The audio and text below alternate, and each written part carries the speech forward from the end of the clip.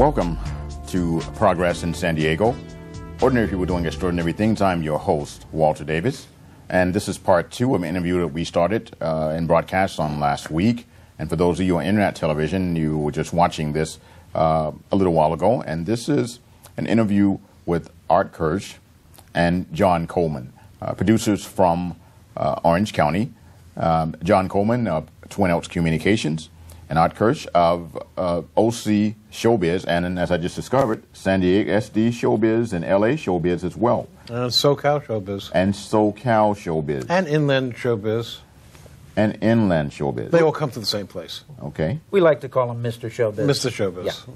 That's probably a more appropriate name for you. Ah, yes. Among other things, I'm just kidding. But you are in the business of highlighting people doing positive things, pretty much like I am, right? Yes. Primarily, though, in the entertainment arts. Mm-hmm. I also sit on the Orange County Department of Education Music and Arts Administrators Board, and with all the budget cuts, the thing that gets cut first and worst are the arts. And it's as a former school board official and just as somebody who enjoys the arts, I believe that having an arts education is vital to people having a better sense of themselves. And they don't have to major in it. They don't have to become an actor. They don't have to become a gaffer. They don't have to become a sound person. But by having a sense of the arts, they feel better about themselves, whether it's just drawing or whether it's performing. And I think it's something that should be emphasized in all the schools and shouldn't be cut out totally. And not less important than math, not less important than sports, but as important in many ways. And it's part of somebody being well-rounded. Well, if you consider the world these kids are going to live in, it's not just math and science. It's internet, it's culture, it's arts, it's communications. Where are we getting our communications and our video and our entertainment from? Now the telephone, and the iPad, and the fill in the blank, and the television is now our cable computer, and the cable television is bringing movies, and it's all converged into one world of delivering us every kind of media you can think of in the most convenient way. And these children that are growing up need to understand both the artistic and the commercial value of how things work, because it's affecting their lives. If you recall, many, many years ago, Joan Gantz Cooney, who created Children's Television Workshop, lobbied before Congress to get TV stations to put simple bumpers between the content of a children's television show and a commercial, so that, and she also lobbied to get children's television hosts not to do those commercials, because it was unfair to try to inundate kids with sales pitches. Well, today, that same thing is happening on a much broader scale. The young people of the world are getting bombarded with messages in the communications media, and they don't have an appreciation for what it really means. They're just taken with the music or whatever it is. Well, they don't have a way to put that into perspective, into life, into the more important things of the world that they have to survive in.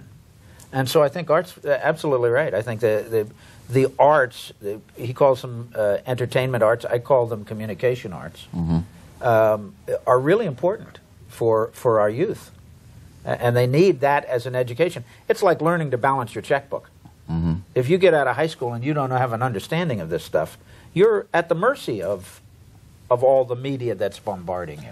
Well, that's a really good point. I mean, because we are talking about people that don't even have a basic knowledge of things. If you ask the average person, where did the name California come from? They probably can't tell you. You ask them, where did the name Europe come from? They can't tell you that. Europe, I know. Europe is from a dancer on West 77th Street. Oh, maybe I got that one wrong. We don't. I'm sorry. I should have known better than to approach a serious topic with one of these characters, you know. But Art was there. He knows who I'm talking about. Yes, I know. Little Europe. Yes, Little Europe. Ooh, sorry. But yeah, arts and education is very important. And so that's why I'm taking a real firm stance within the coalition in terms of us telling our own stories, because people don't know their history. You don't know your history. You don't know who you are. And so there are historical things happening right around this county that people are simply not aware of. People are not aware about General Pico fighting Kit Carson and how significant that is. Every city in California has got a Pico street, and it's really coming from General Pico and the Governor Pico of California from a long time ago. And so I'm just really proud of what you gentlemen are doing in terms of, you know, operating the MCAI, reaching out to people to come in and having all these different. And you have a boot camp coming up, by the way, right, for MCAI? We do. It's called Media Pro Camp. Mm-hmm. And the MCAI is it's Media Communications International. Association. Media Communications Association International. Mm-hmm. Thank you. And it's really an association of professional media people who are anywhere from television to film to internet developers, designers, writers, directors, producers, everything you can imagine. And it is an association that is aimed at those professionals to help them in their business, help each other. But part of its job as an association is also to help the community around them and the community at large. So one of the things we've done is we created a thing called Media Pro Camp, and it's an idea that was taken from the IT industry in Northern California. And what they would do is they would get all their little laptops and they'd just sit down, and they called it camp, you know, and they'd sit down and they'd share ideas.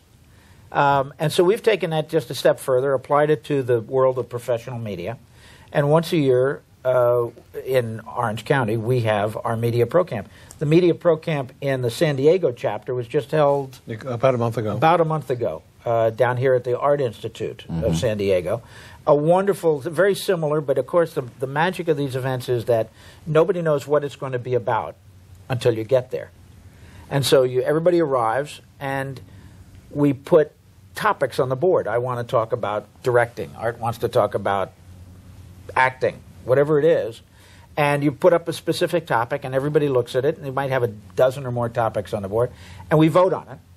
And then there might be 100 people, anywhere from 50 to 100 people, and they all divide up into little rooms, and they have a ad hoc seminar about whatever that topic is. And so generally we'll find somebody to lead it who has some specific knowledge in it. And the really interesting thing is it's free. Yeah. We want to encourage anybody who's interested to come down, and we serve them lunch and drinks. And we generally have about 5 sessions.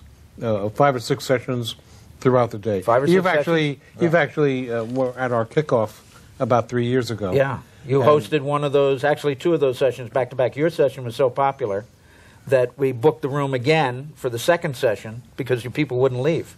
And so they wanted to hear you continue your advice. Oh, here we are turning it around again. Yeah. I cut it out. We're embarrassing. Yeah, that was a fantastic experience. I got to work with a doctors group up in Orange County and teach them how to automate their office procedures, you know, in terms of if you have a person that goes out and you have a substitute or temp staff member coming in, how do they know what to do? What is the paperwork? So I showed them how to automate everything so that people could actually access that information coming in and watch the video. This is where this certain document, et cetera, is covered. So that's what I'm trying to do, is help businesses automate themselves.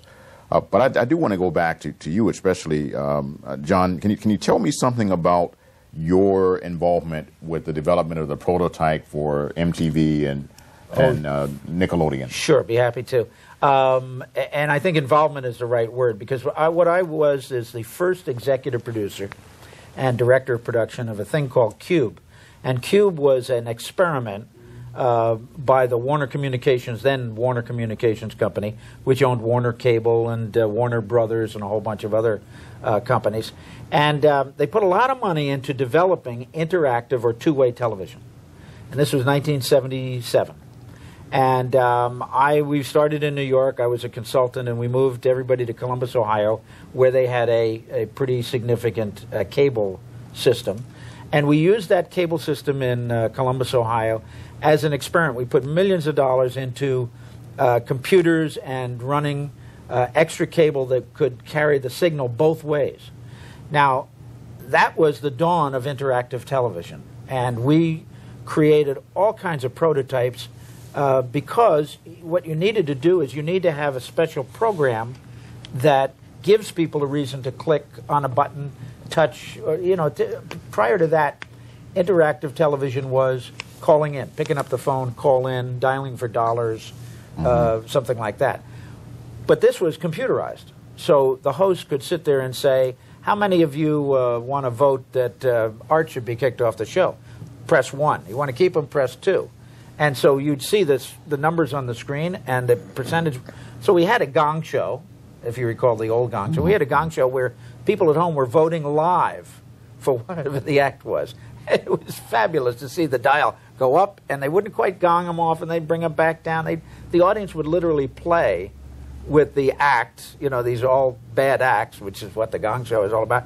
It play with them like a cat with a mouse. It was just a lot of fun to watch and participate. But we had a lot of other shows, too. We developed video games. One of the Warner companies at that time was Atari. So we had people coming in from Atari. We had people coming in from the West Coast to Columbus, Ohio, to help us with music selection and things like that, Warner Records. One of the things that developed out of it after I left is some of our prototypical programs that were developed for two-way. After I left and went back to ABC, Warner said, well, we got to make some money on some of this because it's cost a lot of money. And so they looked at all the things we had done. They said, okay, let's take this stuff with the teenagers and let's put that on, make that a separate channel. We created a channel called Nickelodeon. Dr. Vivian Horner and a whole bunch of very talented people spent more than a year creating a whole television channel on the vein of a children's television workshop, not unlike a Sesame Street, and really trying to take it a step further. They did wonderful work. In fact, some of the people who worked on that show are now very successful animators and working on the Cartoon Network. But those shows that were taken were developed into separate channels. So Nickelodeon became, if you will, a children's channel. And I'm sorry, it is Nickelodeon. We had a different name for it. It became Nickelodeon. And what we had was a teenage a music show, became MTV. And, of course, all of this is a part of a development process that, takes time over years. But I'm proud to say that I was a small part of the beginning of that prototype, the development work on that. It was a fascinating time. And one perspective for you is that today, 30 years later, we still don't have true interactive television to the degree that we did it back in Columbus, Ohio, partly because of the expense of doing it live, having somebody there. I think if somebody is interested and will spend the money, they can figure out a computer method to take any show, computerize it, and make the options for the people at home. Well, we actually have that coming now with Google TV and Skype TV and things like that. There's a lot of stuff that's going to come to fruition, I think, in the next few years that has been, I won't say sitting on the shelf, but it just maybe the technology needed to catch up or the people needed to catch up. But interactive television is one of them. And we've got it right here. I mean, people can call in, people can chat, people can call into our internet radio. We have 2 chat rooms running right now that people can actually type in. Through the magic of television and through the magic of the internet. We were doing Cube before the internet and before there were things like laptops or desktops. The computers we were using were full mainframes. Yeah. So it's a fascinating experience, wonderful time. But I left there to go back to Chicago where the money was, but to ABC. And forgive me for being so crass about money. I'm making Art sick. Right. Now, you filmed in all, 48, 49 states? I like to say 49 of the 50 states because I want to be modest. But I was looking at the map the other day, and I think I've filmed. It was either North Dakota or South Dakota that I had not actually done location work in.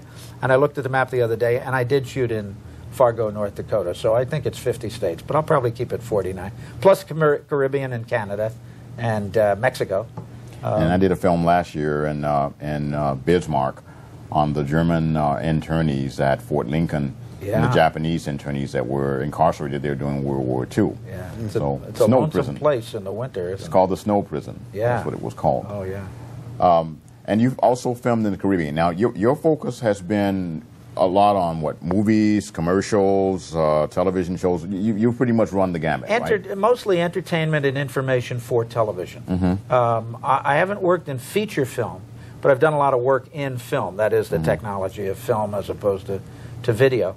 But all my work has really been entertainment or information oriented, which is what television started out at, what I started out as in television, working on the Today Show, and then moved forward through various jobs to production jobs to learn a little bit about everything. So if you look at what a television station does, I've worked on just about every show that you would see on a typical television station, and then moved into production for syndicated shows and entertainment. Done a lot of comedy shows, ton of comedy shows, and a lot of live event shows, auto racing, sports, things like that, music shows, and probably some other stuff that I would have to look at a resume to remember. Now, Art, it must really be gratifying for you to help regular people get involved with OC Showbiz and your other showbiz enterprises and get involved with displaying their art. Can you talk about that? Is that a passion of yours to focus on that? Yeah, as a matter of fact, as I said, one of the things that we did put together was called Day Job Productions, and we did a 20-minute drama that should have cost $50,000 or $60,000 that we wound up doing for about $5,000, which was a World War II themed project that really talked about PTSD, post-traumatic stress disorder, and the way it affects people, not just the individual, but their families. And in fact, we had 25 SAG actors who all worked for free, and about 75 people altogether coming together to make this film, what I call Sandlot filmmaking. You bring your equipment, no crying, no going home with your equipment, and we're going to go and we're going to finish this project. I'm also working on a documentary now, which also came out of a request from somebody about how do I get started, called The Brick People, which we hope to have done the end of September, which is about the immigrants from Guanajuato, Mexico, who basically were the people who provided the labor for the Simons brickyards all across Southern California. There were about 7 of them during their heyday in the early 20th century, and they built the best bricks in the world. And they were producing millions of bricks to rebuild San Francisco after their early earthquake, as well as Tokyo when they had their earthquake in the early 20th century. And it's a marvelous story about how people were brought here to help work and then got tossed aside because the economic conditions turned, and eventually the brickyards went out of business. But Simons became a company town, which is now part of Commerce. And so we're telling that story, and that all arrived because somebody was saying, how do we put this together? And it so happens that my son, who's a cinematographer and director, and I, and Alejandro Morales, who wrote the book, The Brick People, and is a professor at UCI, who was born in Simons, and his daughter, and I got together to collaborate on that. And so there are a lot of things like this that we get asked about how to do something, and then if we're interested in it, we just figure out a way to do it. One of the things we did was a program. We did 4 pilots of a program which we haven't figured out how to sell yet, called In the Credits, basically celebrating the people below the line who make the magic of theater and television and movies happen. And we had on people like Ray Harryhausen, who was Jason in the Argonauts, and he did all the stop-motion animation. We had one of the directors of the original Casino Royale, and we did that whole thing with the students at Orange Coast College.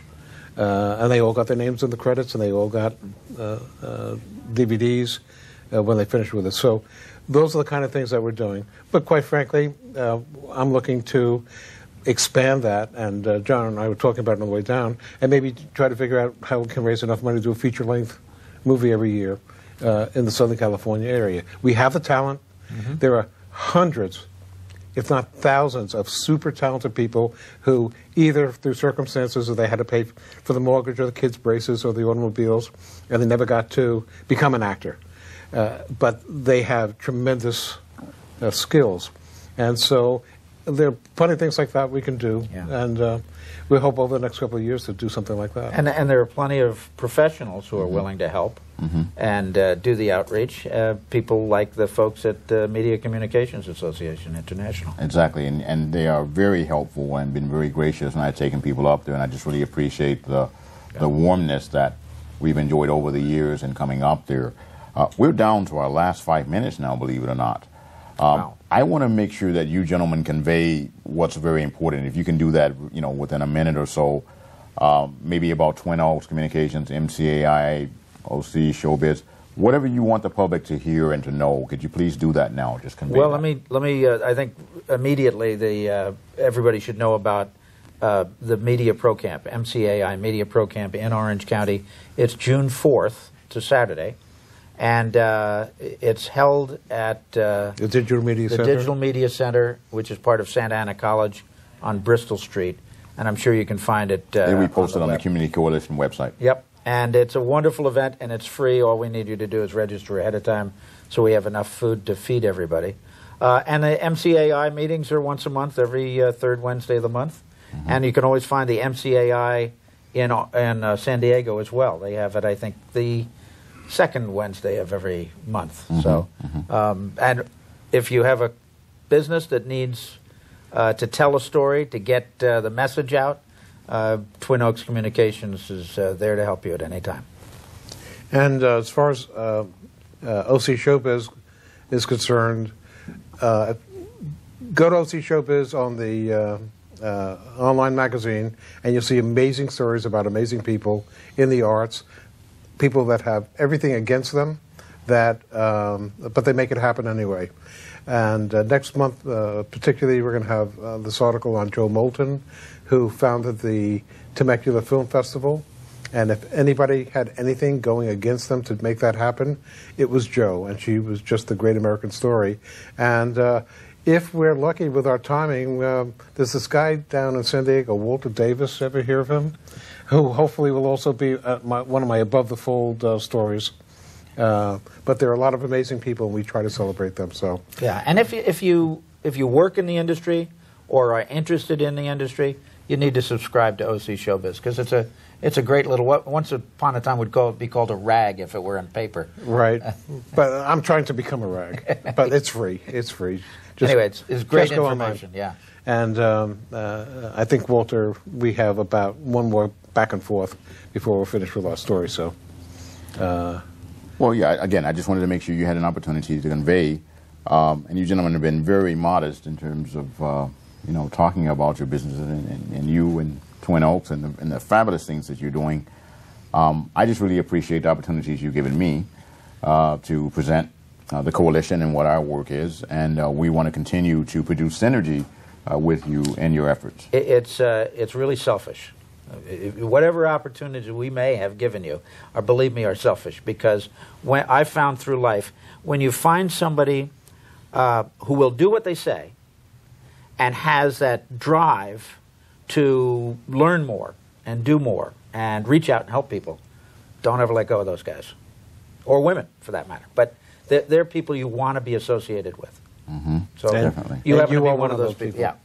Well, thank you. And I want to point out to the audience that all of the crew that we have working on this show are volunteers. They're everyday people. We have doctors. We have housewives. We have children as young as 11 years old that are behind our cameras. We have teenagers, and we're expanding. We're developing more shows. We should have at least 5 shows on the air by the end of the summer. We currently have 3 shows on the air. We're going to begin production on Coach Marilyn's show. She's a life coach, and she's very good. She helps you learn to publish your own books. And we're going to have Chaos Tom beginning the production on his show very soon, a music show, which is already popular on a number of internet radio stations at this time. Don't forget to watch Elise Smith Cooper's show, Community Issues, A Tapestry of Concerns, that comes on every Sunday at 6 p.m. right here on Cox Channel 1823. And Laura Thompson's show, Community Artist Connection, that comes on 9:30 p.m. On Thursdays, where we highlight local artists here in the Southern California area. I want to once again express my appreciation for you gentlemen for coming all the way down here to San Diego. We have had a number of people from MCAI Orange County come down and volunteer and learn about internet webcasting, so we want to continue to maintain the relationship and exchange. Sometimes people are separated by distance, but we don't play that here. In this area, we go after the good people, as you said. Thank you once again, audience, for watching the show. Please look for us online and come aboard and join us for the interactive radio and television broadcast. We're capable of interviewing you at any time from anywhere in the world with our internet, television, and radio broadcasts. Come to the Community Coalition website. At the end of the broadcast, you'll see a number and a website in which you can become more acquainted with our activities around the county and Southern California. I want to thank you once again for joining us, and I hope to see you soon right here in the studio to become a citizen journalist, just like we are, telling our own stories and focusing on positive people within the community. We simply don't want to put up with the negative news that we see on television and some of the ridiculous things that we see, because the real stories are right here with us. They're right here in our community, and they need to be told. We have some very unique stories to be coming up in the very near future. Again, I'm your host, Walter Davis, and thank you very much. Can't believe we spent an hour already. That was fast, wasn't it?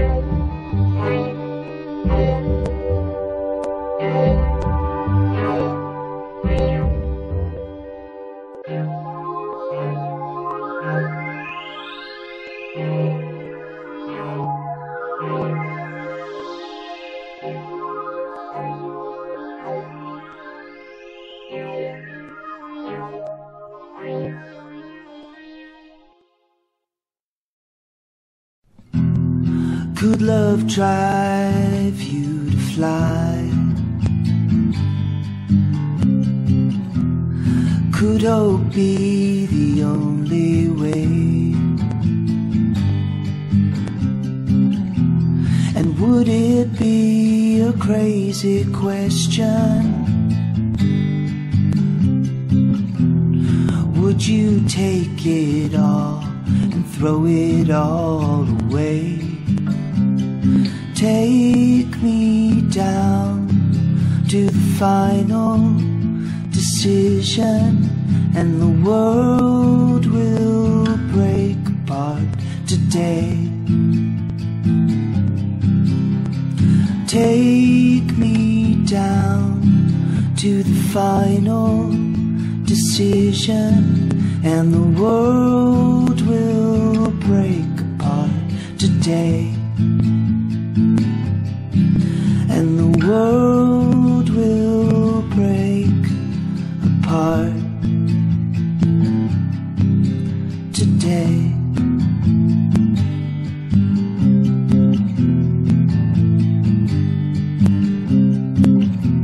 Could freedom be between the lines? Enjoy a life foundation springing up to find that every thought will lead to nothing, no matter how hard you try to define. Take me down to the final decision, and the world will break apart today. Take me down to the final decision, and the world will break apart today. I open my arms to the end of time. I got one hand on a mummy and the other on a green tree, orange-eyed gecko. I got one foot on a street in the village and the other in a mine under Colorado sunshine. Under Colorado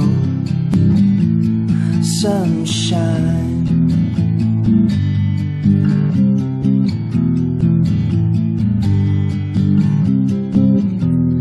Could you stand in the way of progress?